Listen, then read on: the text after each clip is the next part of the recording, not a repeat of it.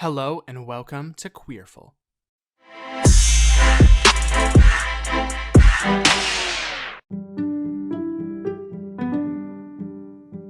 Hello, I am your host, Benjamin Rose, and you are listening to the podcast Queerful. Queerful is an exploration of the many ways that LGBTQ plus folks of all stripes are creating social change, challenging power structures, inverting binaries, and thriving in a heteropatriarchal world. Each week, I am joined by someone who is following their passions, whatever that may look like, and I invite them to share who they are, what they do, and how they got there, so that all of us can be inspired and challenged. This week, I am joined by my friend Enrique. Enrique Cintrón, pronouns they, them, theirs, is a queer Puerto Rican non-binary writer, podcast, and self-described them-ologian.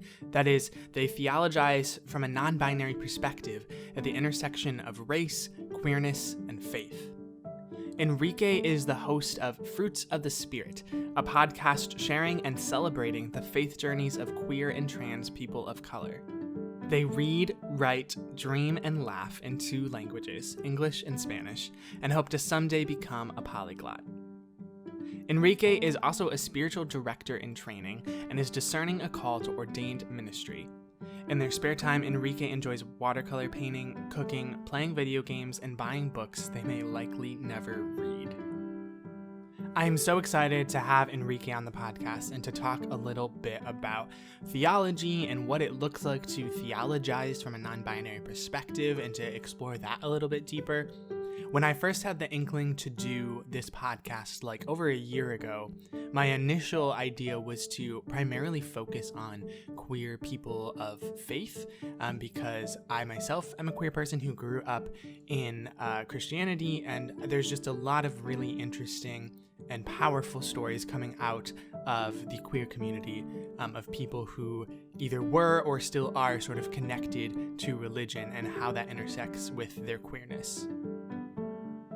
So I decided to go more broadly with this podcast, so I have a lot of episodes that don't touch on theology and religion at all, if that is not your thing. But in this episode, I'm very excited and definitely nerded out a little bit because Enrique and I got a little bit into talking about theology, which is the study of how humans understand the divine and how humans understand our relationship to spirituality. And so we explore all of those things from a queer perspective. And talk about belonging and talk about healing and talk about what it means to have a spiritual life as a queer person.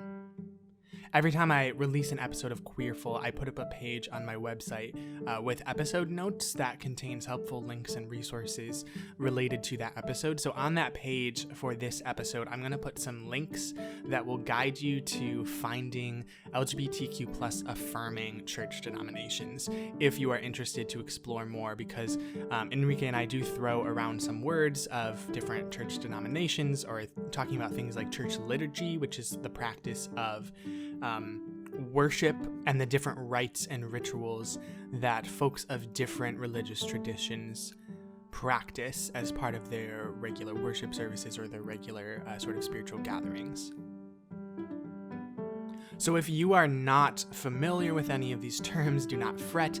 If you are not a religious or spiritual person, that is totally okay. I think that you are still gonna find something really wonderful in this conversation. Enrique talks a lot about things like finding a home and finding healing and just creating space for that. And so if those are things that interest you, I encourage you to stick around and listen. But I did want to sort of throw a little context your way. I know that for some queer folks, even talking about religion and spirituality can be really hard. So if that's not something that you're up for, I just wanted to give you a heads up that that's sort of the conversation that we get into a lot in this episode. Now, before we jump right into the interview, last week I talked about potentially trying out new segments or ideas on this podcast. So before we get to the interview with Enrique, first we are going to jump into a short segment that I call In the Queer and Now.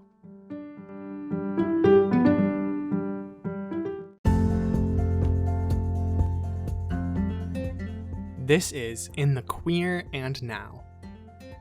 So basically, this is a new segment where I just want to talk about current events or current media that's being published, or just sort of current public figures who are part of the LGBTQ plus community, just because that's the whole sort of vision of this podcast, right, is to elevate the stories and sort of bring awareness of the many amazing things that our community is capable of and that is our community is creating. So in this segment, I'm going to spend just a couple of minutes highlighting some of that media or some of those people. Today in the Queer and Now, we are celebrating Black History Month.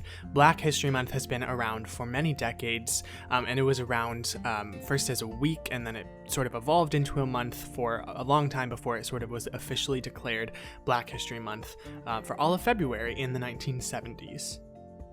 Black History Month, particularly in the United States, though I know that some other countries have adopted it as well, is a way for our culture and sort of our collective consciousness to acknowledge the gains of the Black community and sort of the contributions of Black Americans to our society, as well as remembering some of the overlooked parts of our history. Black history is American history.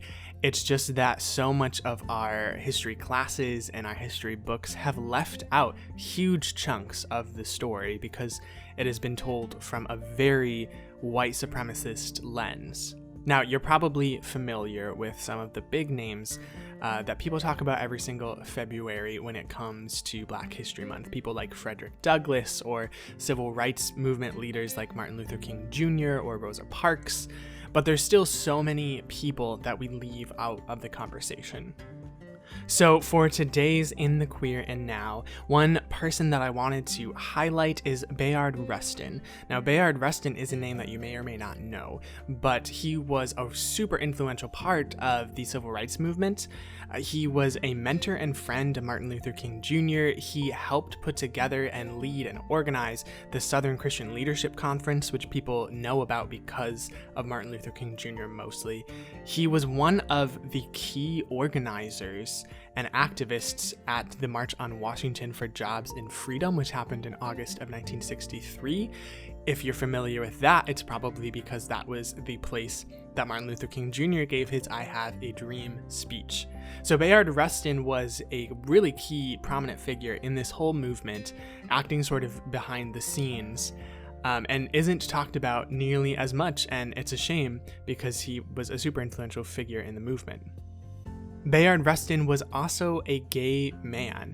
In 1953, he was actually arrested for having sex with another man. He was registered as a sex offender, and it wasn't until last year that he was pardoned for that, many years after his death. Now, there's a whole lot more to the story, and I encourage you to look this up and to read it for yourself. Don't take my word for it, but there were other civil rights leaders who distanced themselves from Rustin because of his sexuality, and I imagine that part of the reason he is not remembered as a household name in the same way that some other civil rights leaders are is because of that. So not only was he organizing and advocating on behalf of sort of the economic and social freedom of Black Americans, but he was also advocating and organizing at this intersection of being a gay man.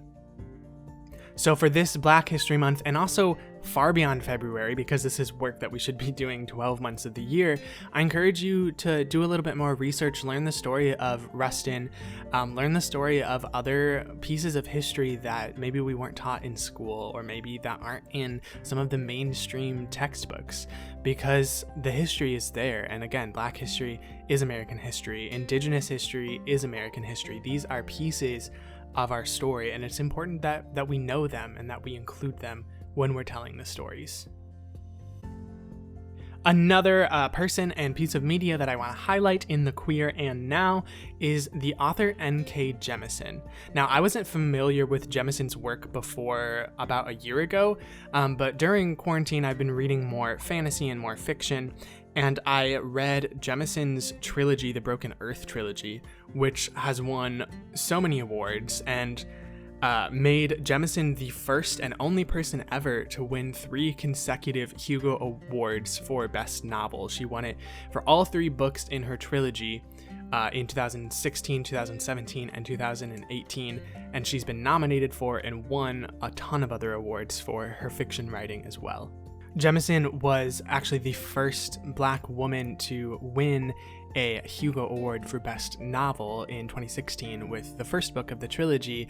And then when she won the next 2 years, it was just really an amazing thing to see, and so well deserved, because her writing is truly amazing. And that's why I wanted to highlight this in the Queer and Now, because Jemisin writes super compelling characters, and especially queer characters of color. She writes queer and trans Black characters in the Broken Earth trilogy, and I haven't read all of her other novels as well, but I've heard that there's amazing characterization in those as well. If you are into comics, which I have been getting back into comics a lot during this pandemic as well to sort of pass the time, Jemisin is also currently writing a comic series called Far Sector. It is published by DC Comics, and it sort of takes place within the Green Lantern lore. And so the main character is a member of the Green Lantern Corps, and she's stationed at this world far across the edges of the universe in what is called the Far Sector. And she's tasked with protecting and sort of guiding this world that's full of political tension, and there's just so many threads in the story about policing and protest and politics. There's just so much there that's so beautifully written. And so if you're a comic book fan, I encourage you to read Far Sector. The main character is also queer, and also in the Broken Earth trilogy, there's a lot of really well-written queer characters. That's something that Jemisin does just so well, that there's representation that just feels really authentic. Her queer characters feel multifaceted and essential to the story, and not just slapped in there for token points. The last piece of media I want to talk about in the Queer and Now is actually an album. Grace Baldridge, who releases music as the artist Semler, released an EP earlier this month called Preacher's Kid. Now, the album is full of music that talks about being queer, that talks about wrestling with God and wrestling with ideas of faith, and it's a really beautiful EP that I encourage you to check out. What's really amazing is that Semler released the EP with the tag of Christian, because they talked about how it is a Christian album. It's songs about wrestling with faith. It just so happens that Grace is also a queer person. And so I think that's really amazing, but even more so, a couple days after release, the EP reached #1 on the iTunes Christian music charts, topping music giants like Chris Tomlin and Lauren Daigle and Christian music artists who have been on that chart for, in some cases, decades. And so Preacher's Kid, reached the #1 spot and was there for several days at least. I actually don't know where it's at right now.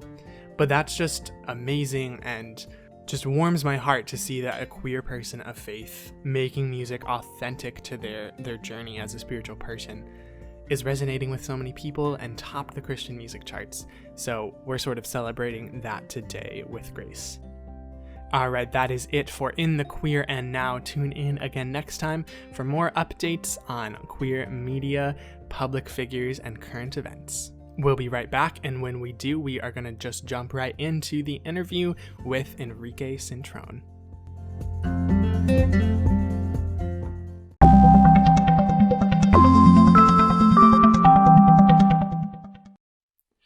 All right, well, welcome back to another episode of Queerful. I'm very excited to have Enrique here. How are you doing? Welcome. I'm, hanging in there as best as one possibly can during this time in the year of our Lord 2021. How are you? About the same. Doing best as I can. Some days I go outside and that feels like a win. So take what I can. Absolutely. Do you have any ways that you've been finding joy or rest in these past months that have been keeping you going? Lots of stuff for joy. I've gotten a little bit better about this, but I've been spending really inordinate amount of time on TikTok. I've gotten to the point where now when my friends send me 28 TikToks in a row, I'm like, okay, this is enough. you know, whereas before I was that person sending 28 TikToks. But it's just nice to be able to like have that like source of joy like right in your phone, especially when it's like a really tough day. It's really nice to just like take out your phone and scroll through TikTok for a little bit. Um, I just finished watching The Good Place, Oh, yay. which I'm like I'm like several years behind on, and like multiple people have told me like you need to watch The Good Place. You're going to love The Good Place. And I just like I'm one of these people that I avoid watching shows or like playing games when they're like really popular. I don't know why I do this. Like it's not like a hipster thing, I swear. Um, but I'm just like, I don't know that I want to invest in this show right now. Um, Also, my dog is barking in the background. I don't know if you can hear that, You're but good. she's also a source of joy, so it's fine. Um, but yeah, just finished that, and that also was like really good. And I watched that with my boyfriend, so that was really a nice little coupley thing that we did together. So yeah, Good. Well, did you enjoy The Good Place? Was it good? I did. I did. I think I just kind of underestimated like how like philosophical and theological it would be for me. I was really just like expecting like another comedy show, but it just really goes into these like topics of life and death and like how to live a good life in a really like deep but accessible way, and that really threw me off guard. So yeah, I mean, I really enjoyed it, and I was telling one of my good friends, Juniper, who was the person who was like texting me all the time, like you need to watch the show. Um, I was like, listen, you're right. If you want to tell me, I told you so, you're more than welcome to do that. And they were like, I'm not going to do that, but also I did tell you so. So It is, yeah, it is like so surprisingly philosophical because it is like funny and lighthearted, and then they'll just like, bam, we're talking about Socrates. yeah, Oh my gosh. Chidi is like my ideal queer confusion where I'm like, I don't know if I relate to you because I'm MU or because I want to like marry you. yeah. And I think like for me, like Tahani was a character that I like surprisingly like resonated with a lot. I think because she's depicted as like so like aloof because she's rich and powerful, but like there's this kind of air about her of like struggling with like living in somebody's shadow, and like that's something that I've definitely resonated with in my own life. So and plus like I'm a Leo, so like I like finer things or whatever, luxury. So I definitely like appreciated her a lot. Yeah. It's so good. I'm sad that it's over, but I respect that they actually like ended it when the creators wanted to. Like, good for them. Yeah, same. uh, well, one of the things I wanted to talk about is your handle that you are online, which is them-ologian. And first of all, that's so good. And also fruits of the spirit. Like you have a spiritual gift for naming things with puns Thank you. because I love it. Thank you. But you also talked about in the bio that you sent me, let me find the quote here, theologizing from a non-binary perspective at the intersection of race, queerness, and faith. So could you expand on that statement a little bit and what it means for you to theologize from those sort of perspectives? Yeah. Um, I guess, I would say like my approach to theology is just that like everything has to be practical. Like I'm a person that has always found God within my life experiences and the experiences of other people. Um, and so for me, it feels very natural to like think of God in terms that I understand through my identities. Um, and some people might, I guess, like like more conservative folks might be like, oh, well, like we don't, we can't understand God through these like human concepts. But I think ultimately what I come back to is like Jesus entered into the human experience fully. And so, if we really believe that, then that means that Jesus knew what it was like to be marginalized. Jesus knew what it was like to be poor. Jesus knew what it was like to be, queer in some ways, maybe not in our own like modern understanding, but definitely like queer in like a broader, like transcending category sense, right? Um, so yeah, just like being able to like use all of my life experiences and like the ways that I see the world in order to kind of better understand God. Even though we're never going to understand God entirely, but it's one way for me to do that. Yeah. Yeah, I love that. And especially the ways that like people assume that the white male god sort of like norm is the only way to interpret scripture. I mean, if Mm-hmm. I had a nickel for every time I saw a post about God hating poor people, where I just had to scratch my head and I'm like, I I feel like we read different New Testaments. Yeah, yeah, Yeah. yeah. And I mean, people are just so there's this like I guess human inclination to want to, kind of limit God to those kinds of like views, right? Like I a little while ago I posted a TikTok, right, where I was talking about, kind of like my life experience and the way that I speak. And I referred to God as a woman. And I got so many comments, like hundreds of comments being like, God's not a woman, God's a man. Like comment after comment. I'm like, that is so ridiculous that on the one hand, you're saying that you believe in something that is literally like infinite, right? It Right. transcends all of our concepts. And yet somehow this thing that you believe in has to be a man. Like it makes no sense to me. So it's like people are so like attached to these like old ways of thinking about God that just like don't make any sense. Yeah.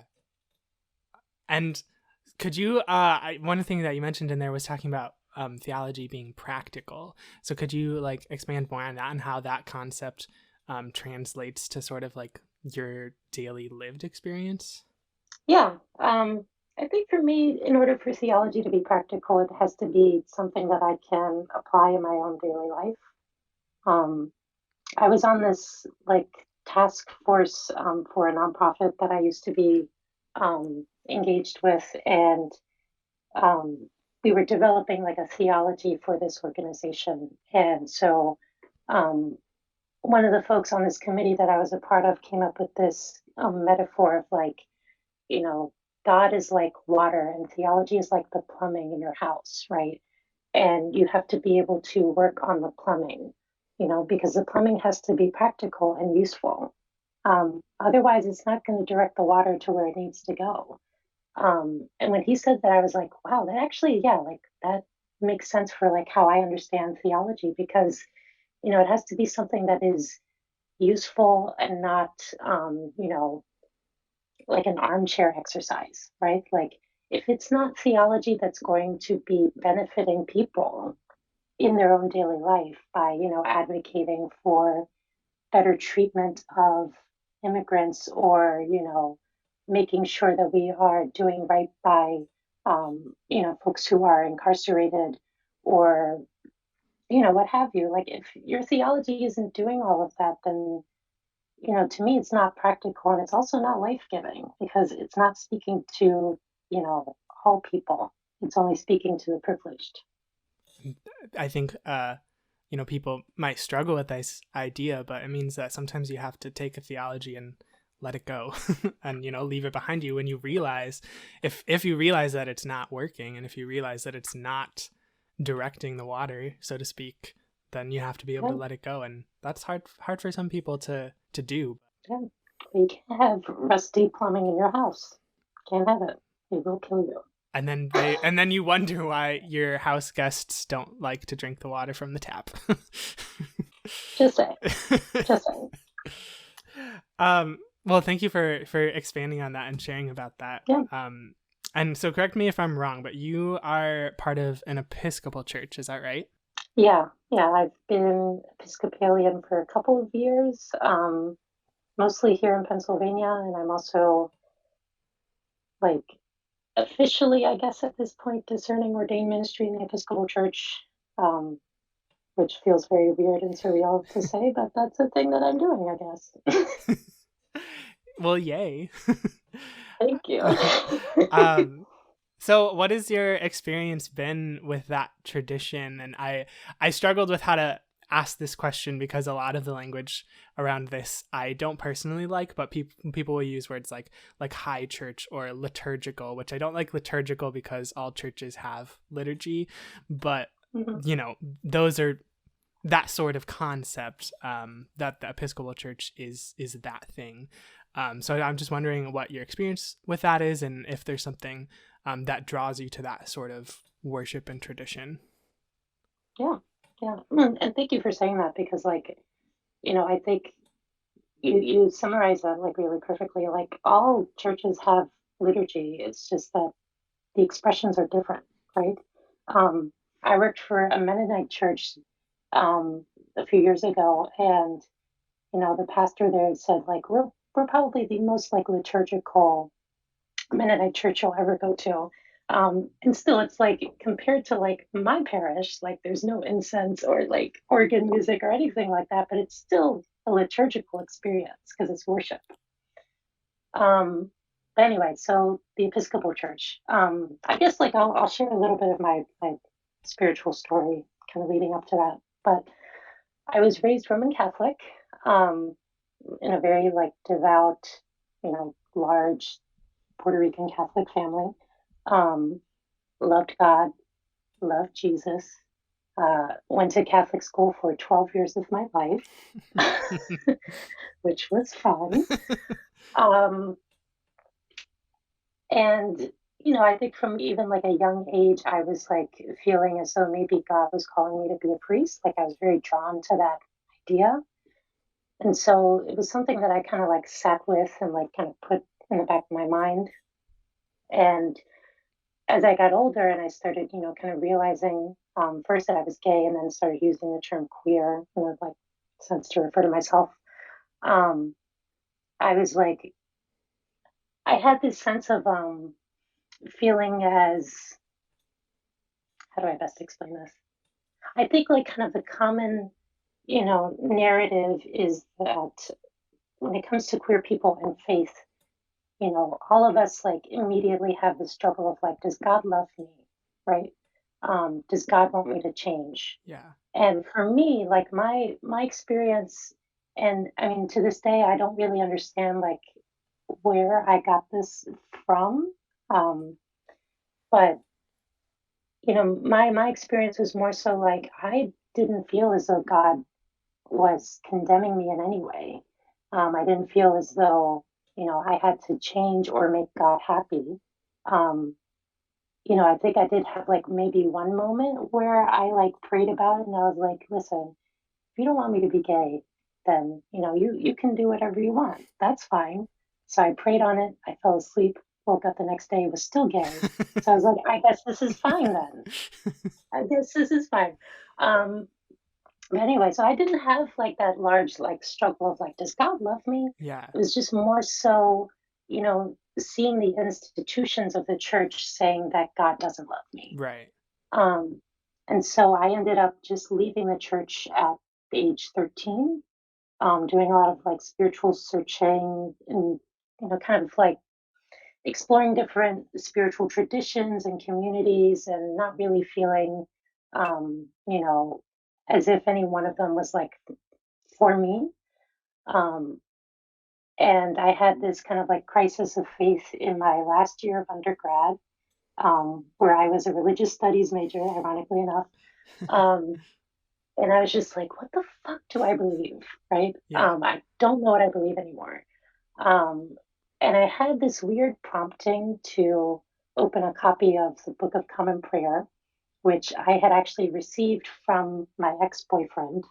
Um, and for those who don't know, the Book of Common Prayer is like the main liturgical document in the Episcopal Church. So it has all of our worship services and prayers and stuff like that. And he had given this to me because he wanted me to kind of better understand his faith. Um, so I opened up this prayer book, and the first prayer that I saw was this prayer for it was like the second week of Lent or something, and the words of the prayer were something along the lines of, bring those who have gone astray back into your fold, right? And I was like, oh, that's interesting. Um, and I just felt this prompting to like continue like reading through this prayer book and like maybe reading, the Gospels again, and just like there's this like sense of like maybe you should try this whole Christianity thing out again. So I did. And I started attending an Episcopal church from there. And I was just like, oh, like this feels so much like my upbringing, right? A lot of people joke that the Episcopal Church is Catholic light, right? Right. Because like there's all of the like smells and bells, but like we are cool with queer people and we ordain women. Right. So, you know, it felt so familiar, and at the same time there was also just like this like richness that was very new for me. um and this like one of the things that I really appreciate about the Episcopal Church is that we're very grounded, and I would actually say like Anglicanism in general, we're very grounded in incarnational theology and seeing, God in God's fullness in Jesus Christ, and understanding, as I was saying earlier, that Jesus entered fully into the human experience.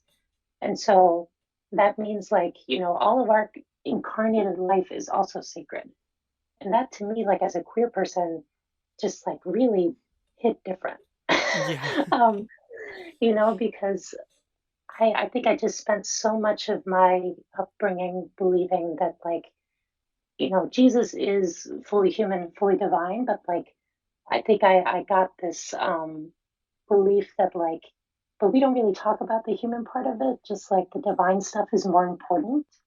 And so, you know, I think like I just really resonated with that incarnational theology piece because it recognizes that like Jesus had emotions. Jesus was angry. Jesus had, like sexual thoughts from time to time, right? Like everybody does. Yeah. Like Jesus really entered into all of our experiences. Um, and so, yeah, like just having all of that and like having this mixture of like familiar like liturgy and prayers, but also like room for my own like theology and sense of, who I believed God to be, just like really made it into my home for me. Yeah. Um, and I would say like it's not a perfect home, right? Like there's still a lot of room for improvement in terms of, the ways that, I mean, it's still predominantly white denomination. There's still, a lot of work to be done around making it a much more safer home for queer and trans people because, like, we affirm same gender marriages, but like still use a lot of like masculine language to refer to God and stuff like that. Right. Um, but I also feel like this is a home where I can do that kind of work, you know? Yeah. Yeah, no, that's beautiful. I love that incarnational theology, like you said, of being grounded. And I don't know, I'm not super familiar with Catholic theology other than, sort of a book knowledge. I have never been sort of in that world, but I know that sort of the Calvinist theology of like total depravity, right, is what sort of spits in the face of that incarnational theology. And I think if you have a truly incarnational approach where you believe that Jesus was fully human and experienced humanity, then you can't believe that humanity is all bad. Like you can't believe that humans are totally depraved, because if Jesus stepped into it, humanity is, Absolutely. is beautiful. And that's, I think, an ailment that in especially American and Western, so to speak, theology that we have, is that, this idea that humans are bad and sinful, and that incarnational theology can be a real band-aid, which is great. Absolutely. Yeah. I mean, I think that so many people have this experience of, church being this place where Sunday after Sunday they go and they're told that they are horrible people, that they are, intrinsically sinful. Um, and, the human experience is recognizing that like we are flawed beings, right? Like we're not perfect, Right. but also, um, you know, we don't have to focus on that like individual flaw, right? Like, I think it's much more important for us to recognize like that we're all each divine and that God has entered into our experience and then make that manifest in advocating for our neighbors. Um, and recognizing that to me, I think it's also um, much more important to focus on our collective flaws as a society rather than, like, oh, you like were mad to, you were mad at your neighbor for something, right? Like, I'm much more concerned with the ways in which like millionaires are hoarding wealth rather than, the way that like somebody treats me on the street, I guess. Right. Yeah. Well, and if you direct all of the focus inward and you get people to just think constantly about how they're sinful and need to atone for that, then you spend so much focus on that you don't have time to think about the ways that it's actually collectively there's collective sin and generational sin. And I think the pessimist in me is thinks about how that is intentional in some traditions, to push that, to get people to feel inwardly bad about themselves, when really, like, we should be focused on, the ways that sin is. I even hate the word sin in explaining some of those things, because when we hear it, we think of that individual sort of penance rather than sin Right. as in collective brokenness. Right. Yeah. I agree with that 100%. Yeah. Well, I'm really glad that you have found that home. And, like you said, it's not perfect and no tradition is perfect. And there's always work to be done. But it's always nice to find a place that you're free to do that work. Yeah, absolutely. Hey, friends. Thank you for listening to this conversation. I hope that you're enjoying it as much as I enjoyed creating it and recording it. Now, you may not know this, but I actually had the idea to create Queerful for a long time before I actually sat down to do it, because I had this fear that it would be a lot of work and really complicated to make a podcast, but it's actually really simple. I create Queerful using Anchor, and they just make it so simple. You can upload your own audio, or you can record it right in the interface. You can add transitions, background music, and then they take care of the distribution for you so that your podcast shows up on Spotify, Apple Podcasts, and many more platforms. If you want to use sponsorships and ads, you can start making money before you have a huge following. You can start right away. And the best thing about it is Anchor is completely free. They host your podcast, they give you creation tools, and it's completely free. So if you're like me and you're sitting, in your COVID-19 quarantine, and you have this idea that you're sitting on, the story that you want to tell, and thinking that maybe a podcast is a good format for it, then I encourage you to check out Anchor. You can download the free Anchor app today or go to anchor.fm to get started. Check out their creation tools, their distribution tools. It really is a great platform that's made this process way simpler than I ever could have imagined. Thanks for listening, and let's jump back into the conversation. So, moving directions a little bit. So you have a podcast called Fruits of the Spirit. Again, amazing pun name. Thank you. Just so many layers. But what is sort of the onus that led you to start that podcast? What's sort of the vision that led you to do that? So, back when I was working at this Mennonite church that I mentioned earlier, so this was back in, I guess, 2019, and it's a predominantly white congregation, very historic. And at the time that I was working there, they had hired their first Black pastor, um, who also happened to be a friend of mine. And there was just so much tension after that, after she was hired. Um, White supremacy really just like showed itself in so many different ways, for this congregation that was supposedly so progressive and forward thinking and all the things, right? It was just really exhausting, especially for me, like as the other person of color on staff, like it was just the two of us. And so like we really only had each other to confide these experiences in. And so I was like, I really need like some kind of outlet right now. Um, and uh, I had tried out podcasting before. I had literally one episode of a podcast that I produced called Bizarre and Bilingual, where I told stories about like cryptids and ghosts and stuff like that from Latin America. It was a very interesting concept, but it only lasted one episode. Um, which, as an aside, like I was diagnosed with ADHD this year, and for folks who have that, that it's very easy to like get very enamored with an idea, but then as soon as it starts getting like a little challenging or you lose interest, you drop it like, like a hot pan. Like it just doesn't go anywhere.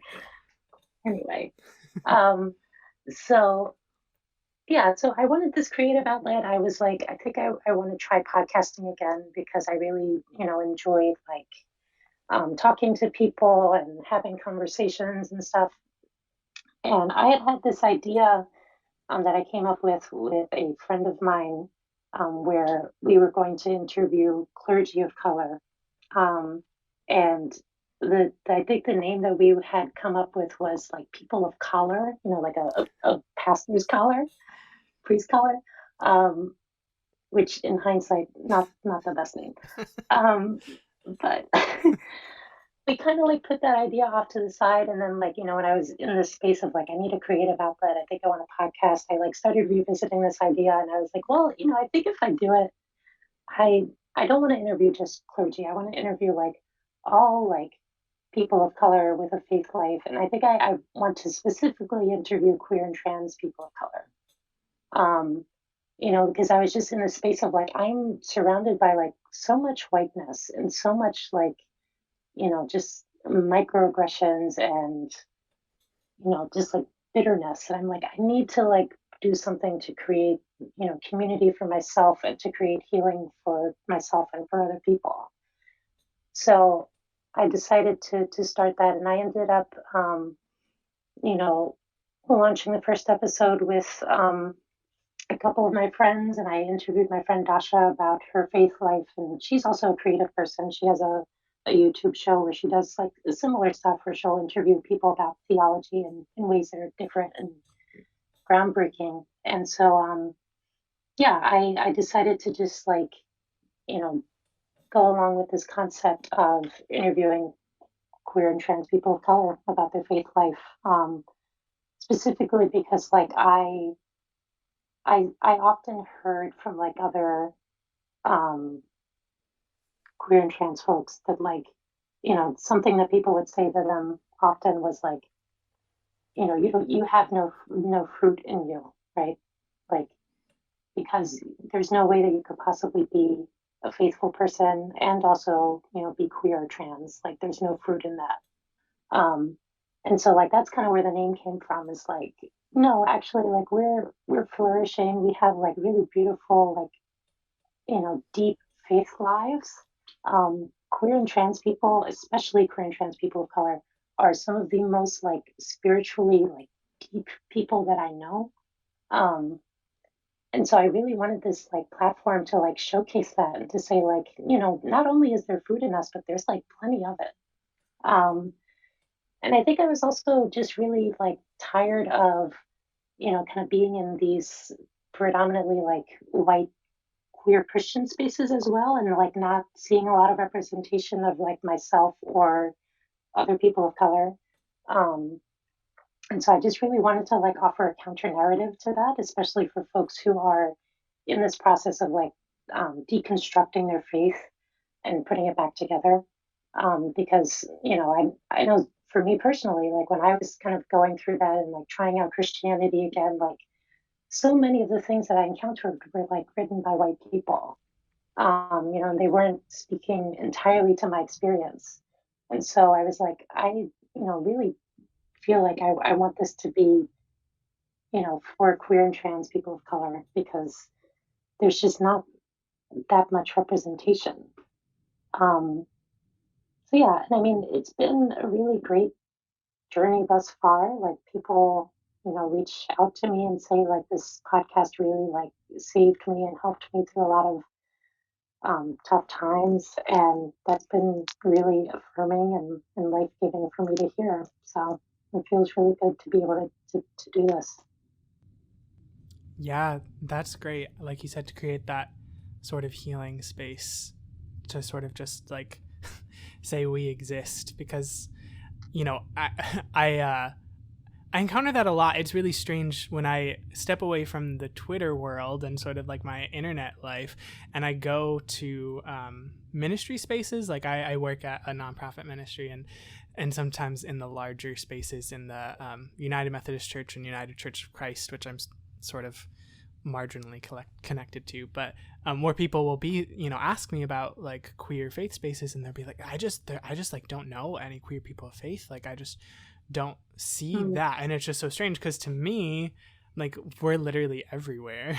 Like there's literally so much richness that people are, queer folks, queer people of color specifically are doing this. Like they're writing and they're making videos and they're yeah, speaking about it, but you don't think or don't know where they're at. And so there's sort of this disconnect where it's like, no, it's definitely, it definitely exists. And I think it's easier for people to excuse their racism and transphobia or that of their congregation because they're like, well, we've just never been exposed to this, so like we don't know how to handle yeah, it. It's like, well, it exists. And yeah, so it's really great to be able to create that space, and as sort of a reminder that like this is happening. Like our community is creating things and putting this out in the world. So yeah, and it's really fun. I really love the style of podcast that's really just like interview, but really just like people talking. Like I've been listening to a lot of podcasts in 2020 or in the pandemic. I guess I can't say in 2020 anymore because it's still going. But yeah. um 2020 part two. yeah, it just makes you feel like you're able to like hang out with people again because you're just listening to conversations, and it's a great way to pick up stuff. And yeah, so it's great, and I'm excited to hear more. Yeah.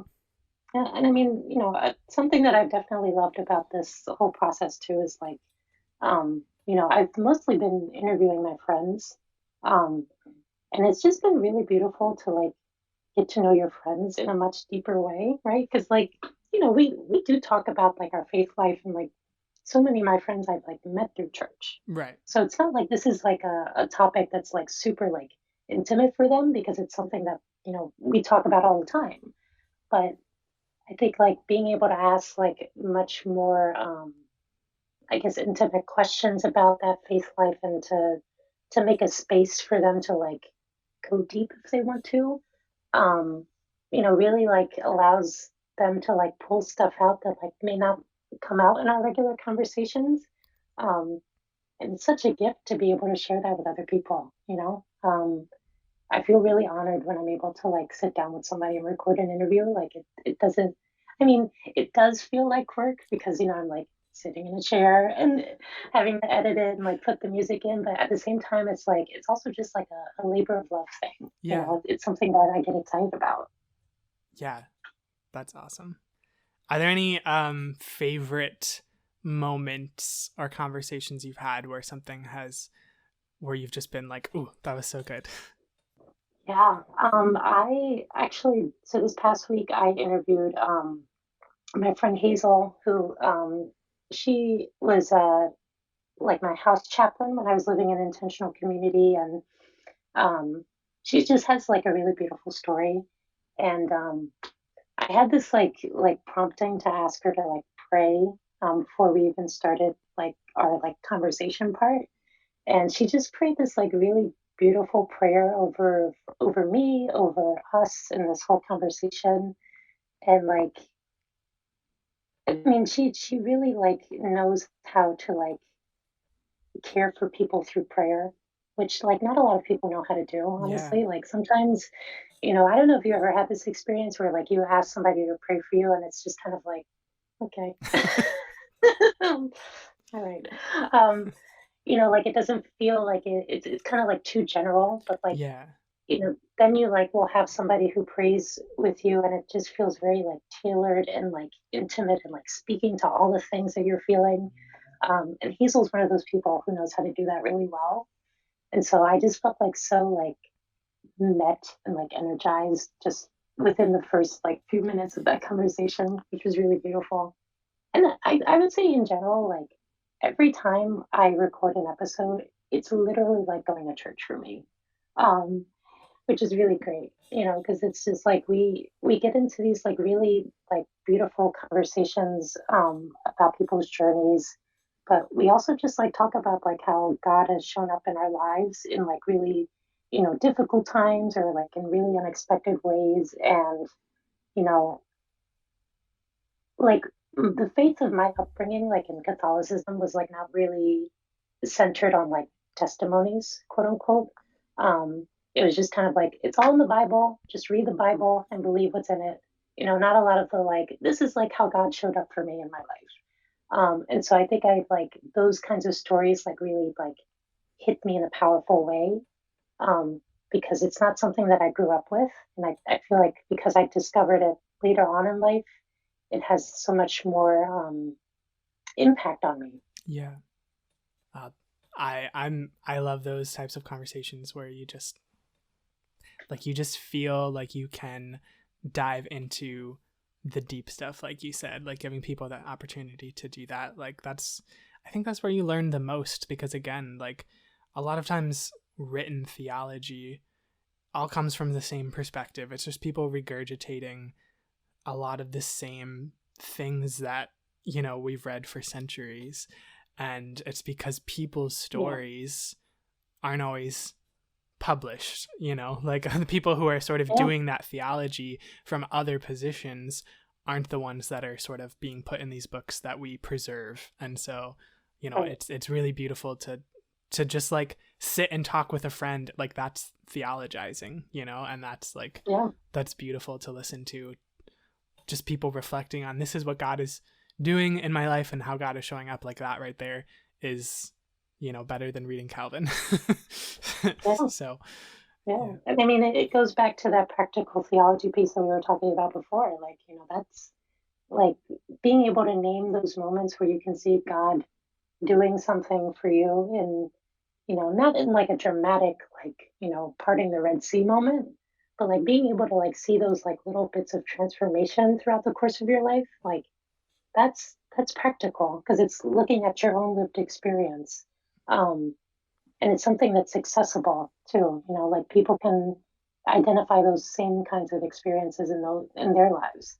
Um, and that to me like resonates so much more than like reading Karl Barth. Yeah. So, Absolutely. you know. Yeah, completely agree. um so you've touched on something I'm hearing a lot in what you're talking about, both in your own journey and what you're trying to create with Fruits of the Spirit is healing. And I like the word healing came up a lot, and just like creating spaces where people can maybe let their guard down and not have to constantly be on the defense. I'm wondering, and if you don't have anything to share, like don't feel pressured to, but I know a lot of folks have not yet found that, and a lot of people who maybe um, still have sort of a bad taste with spirituality in general, particularly queer people. Do you have anything that you would share to folks who maybe haven't found that home, or are struggling with finding that place where they can find healing? I would say something that I share with folks is, you know, you have permission to seek out God. Um, because even St. Paul, who like, we all have feelings about St. Paul. You Right. don't have to go there. But even St. Paul says that nothing can separate you from the love of God, right? Um, Truly it's only these people and these systems that continually say to us like you have to change xyz thing about yourself in order to like be in relationship with God, um, and that's not true. you don't have to change anything intrinsic about yourself, right? Um, so I would say, like, don't allow people to, you know, to deny you that experience. Um, and it's also okay to like leave church and come back, if you feel like that's what you need to do. There's nothing wrong with that. That's what I did. I think that that allowed me to kind of enter into a deeper relationship with God because I took that time away. Um, but yeah, I mean, I think at the end of it, like, I would just say, like, you have permission to seek out God. You know, if you feel that you can't give yourself permission, like, I give you that permission. Like, if you need somebody to tell you that, I give that to you. Um, and also, like, God is seeking you out at the same time. Mm. You know, um, like, in the same way that you're struggling with your faith, like, God is also, beckoning you to come back and to bring all of yourself back. You know, Jesus says that it's not the will of the Father that any of these little ones should go astray.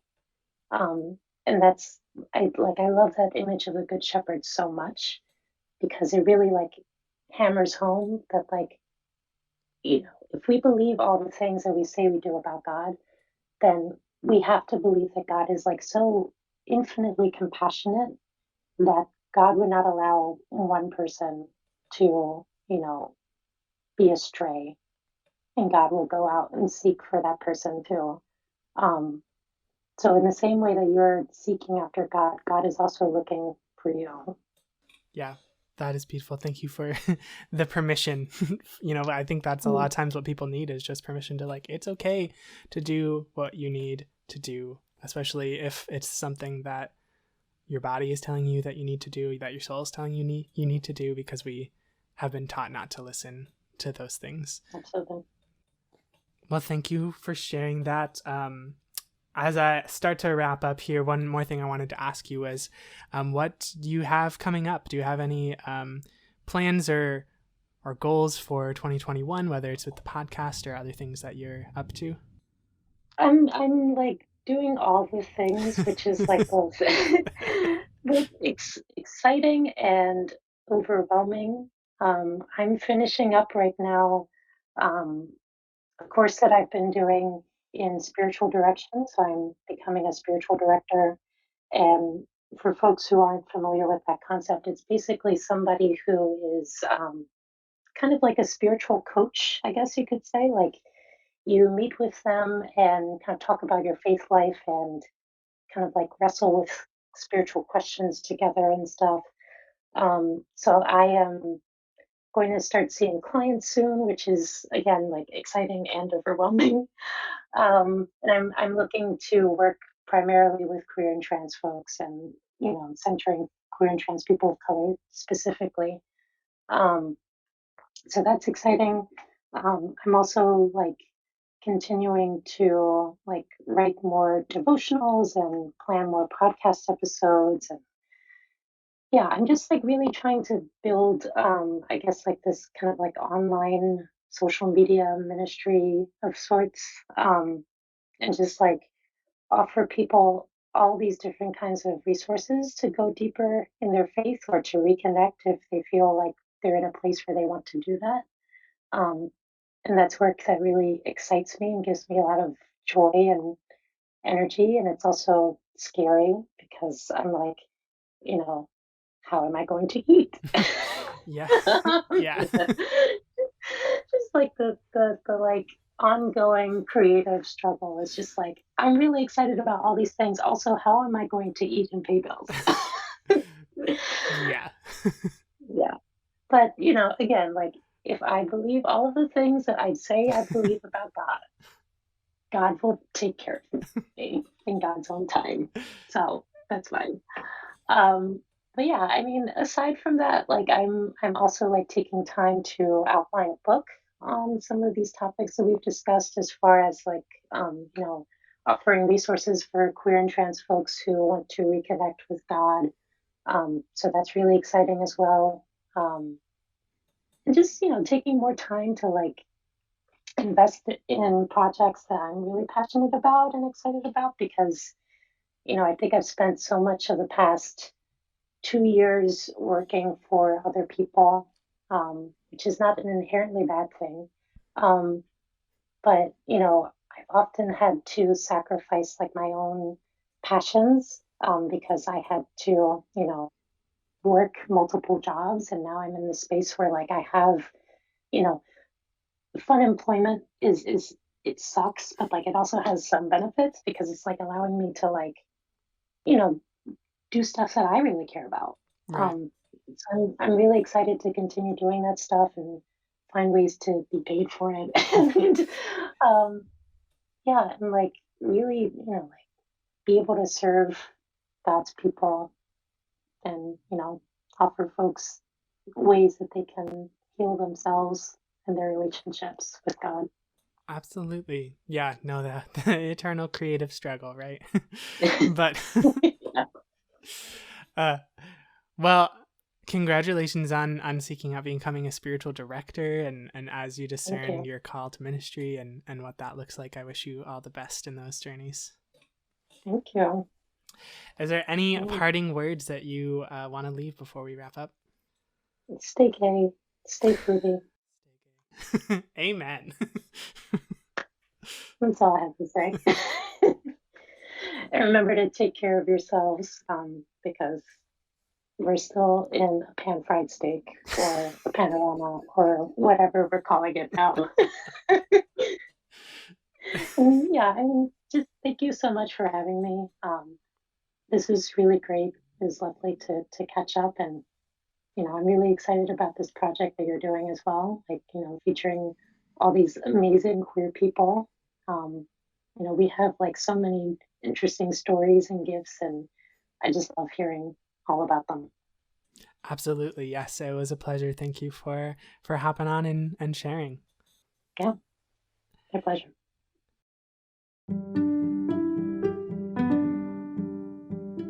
Thank you again for tuning in to Queerful. I hope that you enjoyed this conversation and this episode. If you did, please feel free to drop me a line and let me know what you liked. Let me know what you would like to see more of. And of course, leave a rating, review, follow, a subscribe wherever you're listening to this podcast. If you want to follow Enrique and learn more from them, their handle on Twitter and Instagram is them-ologian. That's TheMollogian. So you can find Enrique at them-ologian, and you can also listen to their podcast, Fruits of the Spirit, wherever you get your podcasts. I encourage you. It's a wonderful podcast, and I think that you're going to love it. If you want to follow me on the internet, my handle is Mix Benjamin Rose. That's MX Benjamin Rose, and that's my handle all across the interwebs, so you can follow me there. If anything we talked about in this episode piqued your interest and you want to learn more, or if you want to sort of circle back to something that we talked about, you can go to my website, mixbenjaminrose.com/podcast, and there you can find episode notes for all of the episodes of Queerful. So go to the page that says episode 5, and you can find all of the links and different resources that we either talked about or that Enrique and I recommend for you to check out. So go check that page out and do more reading if you are interested. Thank you again for coming with me on this journey. I'm so excited, and we'll be back for the next episode of Queerful. Until then, K love you, bye!